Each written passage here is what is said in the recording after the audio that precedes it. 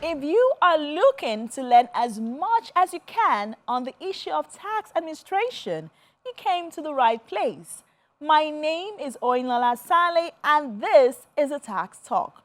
We take the time to help you understand various aspects of the tax terrain and how it relates to you as a taxpayer, with laser focus on Lagos State, what you need to know and what can you take advantage of to be in good standing with the Lagos State Internal Revenue Service and by extension, the Lagos State government.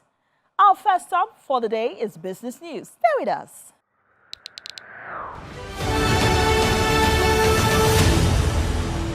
This is business news.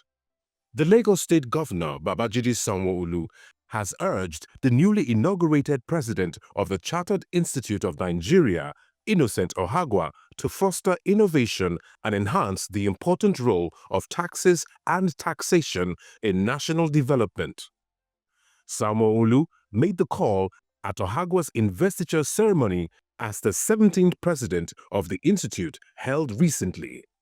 Calling for reforms that will benefit not just the sector, but the economy as a whole, he expressed satisfaction that Ohagwa would deliver on this mandate to streamline taxation in Lagos and nationally, as well as provide the right leadership for the institution. The governor, who was represented by his special advisor on taxation and revenue, Abayomi, hailed the new president for being a consummate professional with over 35 years of experience in tax administration, urging him to steer the institute to greater heights and strengthen professionalism in the sector. He pledged to support the new administration in advancing tax administration and compliance to the fullest. He urged him to build on the solid foundation already laid and contribute to the growth and modernization of Nigeria's tax system. And that's it on Business News.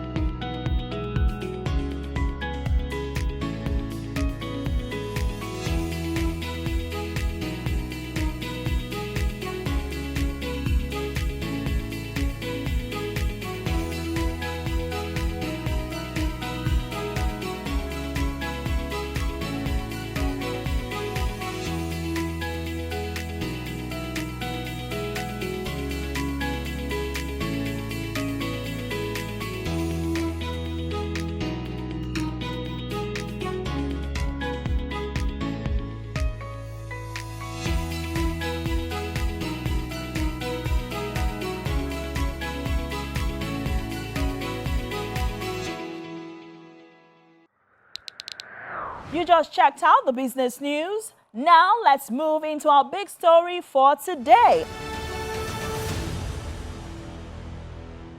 This is the big story. In a world where cities finance their own futures, Lagos State is stepping boldly ahead with the judicious use of taxpayers' money, redefining what it means to be self-reliant, responsive, and resilient. At the heart of this transformation lies a smart, inclusive revenue strategy rooted in growth, powered by technology, and driven by transparency. So, what exactly is Lagos State's approach to building a sustainable revenue system in its fast-paced economy? Lagos State is a rapidly growing state. It's a rapidly growing economy. Is a subnational in the Nigerian economy that is also growing rapidly. Let me also mention that on daily basis, people stream and they come into Lagos State looking for better life. If Lagos State were to be a sovereign nation, it would probably be the fifth largest economy in Africa. So you can imagine. And let me also say that when you look at the structure of Nigerian population, it says that over 70% of Nigerian population is 20 years thereabouts on average. So if we say we have about 22 to 28 million people in Lagos, then you can imagine how many of them are youths. And with the youth, They're looking for employment opportunities. They are looking for all sorts of opportunities. So in a rapidly changing economy like Lagos State, revenue is very, very key. So it's key in the sense that you have to satisfy the needs of all the people I just mentioned. So our approach to revenue generation in Lagos or revenue sustainability in Lagos is strategic. It's holistic in approach. It is futuristic, in the sense that you are looking at growing population that in a very short time you get to 13 million or 50 million. So it is very, very robust. So first and foremost, we look at making sure that we formulate policy that will grow revenue. So that's where we start from. Because you have to grow the revenue. For you to be able to do whatever you want to do, we have to grow revenue. So our first strategy is to formulate policies that will drive economic growth. And as you drive economic growth, you know what happens. Economy opens up, there are a lot of jobs, opportunities, and all of that. And what you are doing is that you are also generating revenue. Secondly, it's also such that we also try as much as possible to have what we call operational efficiency, in the sense that you also want to try as much as possible to make sure that you are operationally efficient. So when you grow revenue on one hand, meaning you are like a rainmaker, you are causing rain to fall in terms of revenue. You also must make sure that you also focus on the operational efficiency part of it, so that as revenues are coming in, they are not leaking. Okay, so you also have to work on that area. We're working on something that we call securitization. So securitization is basically trying to make sure that the idle asset of Lagos State is fully enabled to generate cash flow. So there are several other initiatives we are doing to make sure that the revenue of Lagos is sustainable over a long period of time, because this Lagos State that we'll talk about very, very soon, I foresee it's probably going to be the second largest economy in Africa. According to the Lagos State Commissioner for Finance, Mr. Abayomi Oluyomi, the numbers tell a compelling story. Lagos State has seen its internal generated revenue grow from 646 billion naira in 2019 to over 1.2 trillion naira in 2024, averaging over 13% growth rate annually. When broken down, it means Lagos State generates 55,000 naira per resident per year, barely enough to meet the wide-ranging needs of a modern megacity which millions of people depend on. To ensure sustainability, Lagos State is diversifying income sources from payee to digital economy taxation, boosting administrative efficiency, embracing innovation through digital platforms, deepening taxpayers' engagement to drive voluntary compliance. But sustaining this kind of growth in a city like Lagos doesn't come without hurdles. So, what are the biggest challenges and how is the government responding? There are a lot of challenges we're facing, and I would like to put those challenges in buckets. First and foremost, we face a challenge of, which to me is the most important challenge, challenging economic situations of our people. So Lagos State invests a lot of money in a lot of areas, in ease of doing business. So when we make sure that it is easy to set up businesses in Lagos, what happens? Those businesses will employ people. Those people employed will also pay taxes. The businesses themselves will also pay taxes. That's one. Another challenge that we face is non-compliance of the tax laws, so which we can call tax evasion. They try to make sure they don't pay. They just want free service. We are very entitled as Nigerians, so that is another one. The another challenge that I think we face is how we call it operational inadequacies. I won't say operational inefficiency, operational inadequacies. And what does that mean? We also have, largely in Africa, particularly in Nigeria, most of our processes are largely manual. So in Lagos State, we are now investing in technology for us to be able to collect our revenue. So, they say data is king nowadays. So when you don't have enough data, when you don't even know where people live, how are you able to even invoice them? How are you able to reach them? So that data inadequacy, that of data. We don't have a robust data.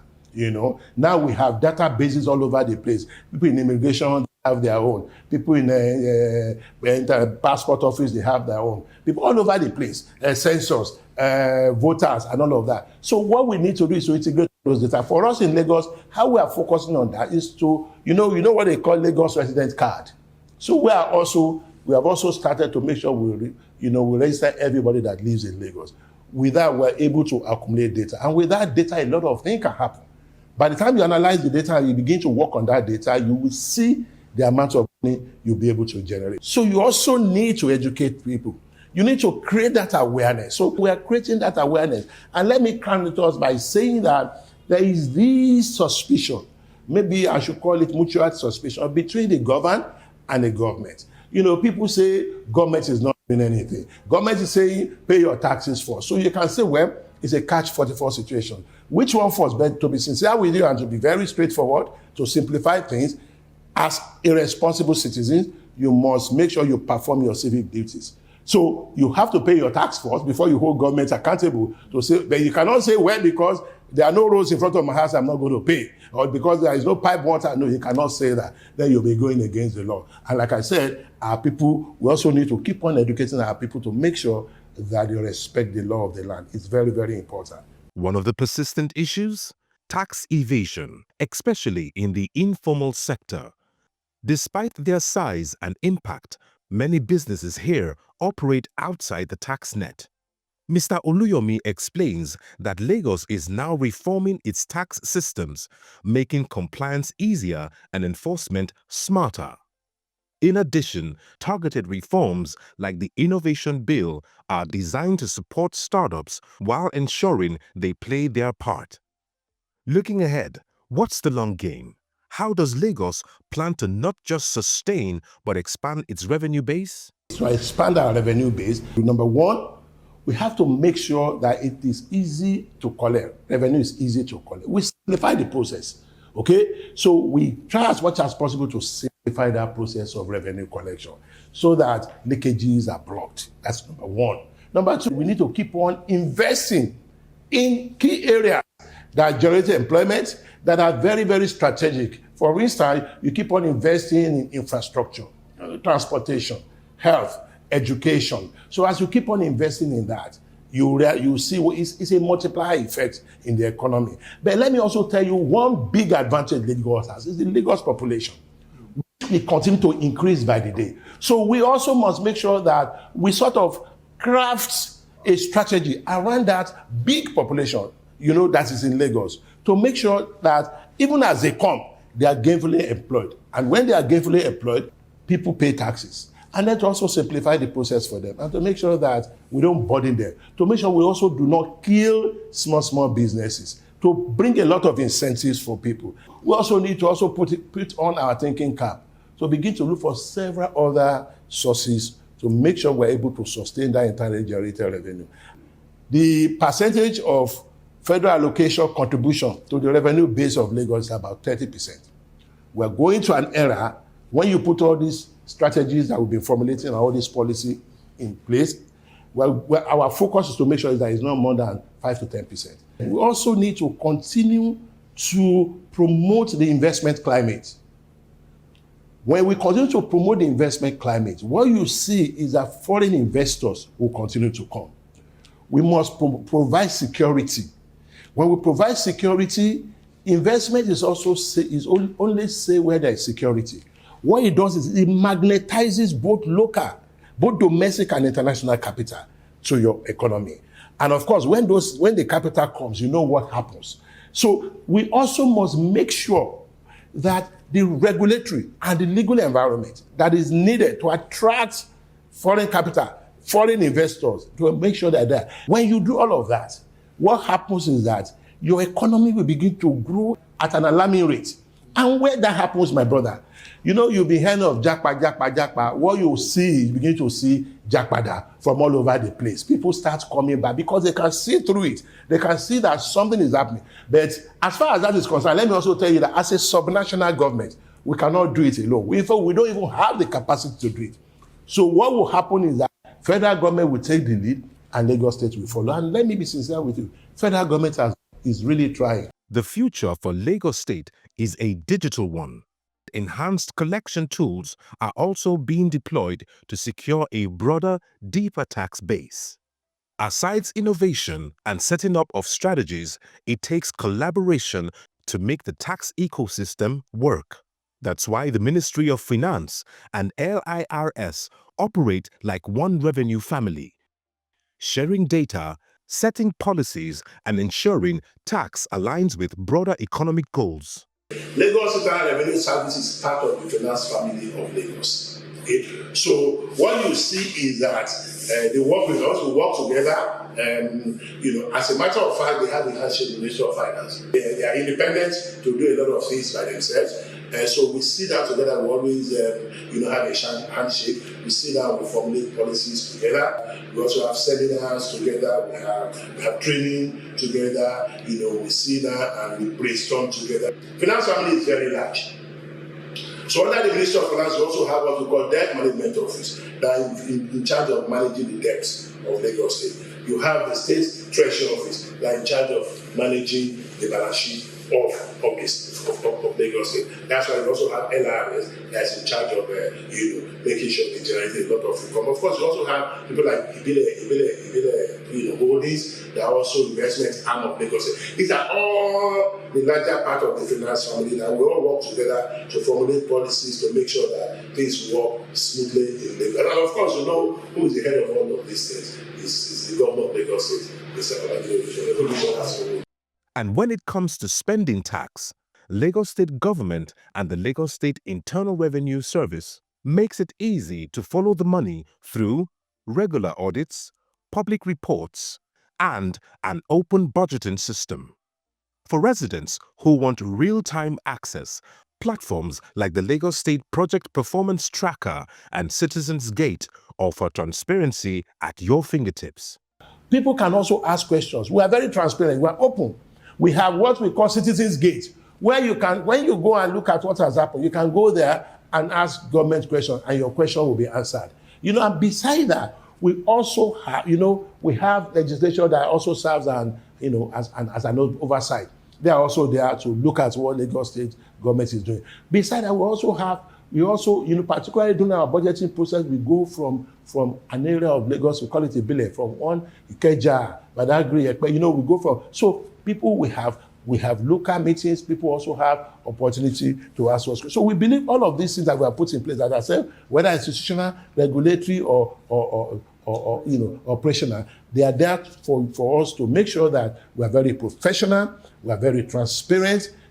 We also make sure that we judiciously utilize every penny we collect in Lagos. For instance, when I was talking about procurement is something that I say is transparent, it's done on. So when we even ask for tender, anybody can come and quote, and then we sit down to look at it. We have what we call Ministerial Tenders Board that we consider. If, for instance, tomorrow you want to bid for our our Lagos International Airport, you are free. You can come and bid, and then we look at it, and then So at the end of the day, if we shortlist you and you meet all our criteria, we award it to you. It's very transparent. Revenue only works when people trust the system.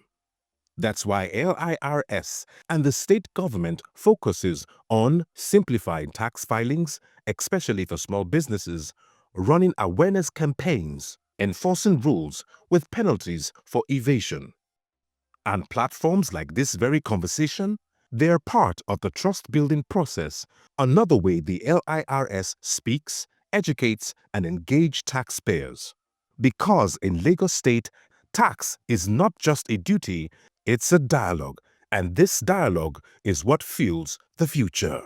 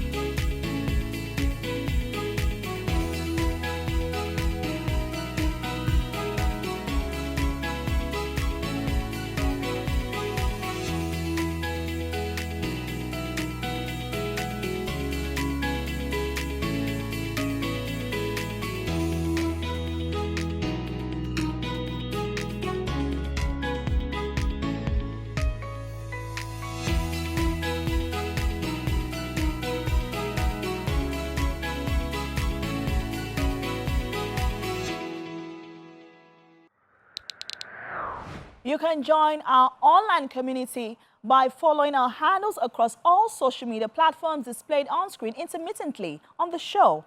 Let me also point out that the LRS is available for engagement online as well. Both their website and social media handle provide aid to your inquiries. You'll also find their handles displayed online during the course of the show. Up next, we acquaint ourselves with Lagos State Government's tax-funded initiatives on tax audits.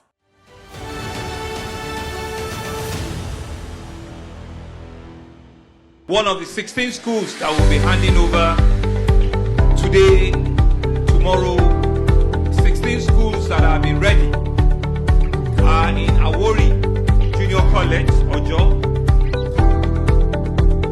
Yuba Junior High School, Umushi, Ipara Junior College in Majiyewe, Mainland Junior Secondary School in Fadeyi, St. Luke's Junior Secondary School in Bariga, State Junior High School in Iberekodo, Badagry, Tangli Community Grammar School, also in Badagry, and of course, Lekki Community Secondary School in Benju-Lekki.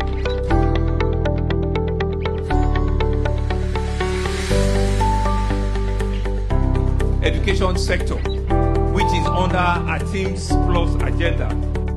Today we're gathered here to celebrate a transformative investment into the future of our children, the future of our community, the future of our state.